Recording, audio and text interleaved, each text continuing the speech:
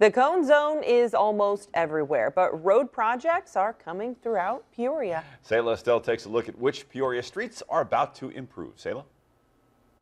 The reconstruction of Glen Avenue is hitting its second year, and a spokesperson from Public Works says drivers should look forward to several new and improved streets.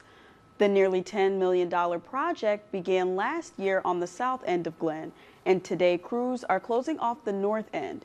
It's a head-to-head traffic configuration that will last until the end of the year.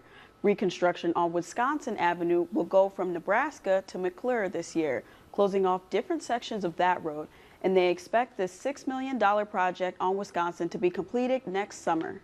So it'll be new pavement, it'll be new storm sewer work underneath the roadway, new pedestrian accommodations at the crossings and intersections. So it will be a brand new smooth road as people are familiar with now. And the biggest project of the three, the downtown one-way to two-way transformation, will keep sidewalks closed near the 200 and the 300 blocks of Southwest Adams Street, as well as the 200 block of Northeast Adams Street. Sidewalks near the Hamilton Boulevard and the Adams Street are nearly done near the Civic Center.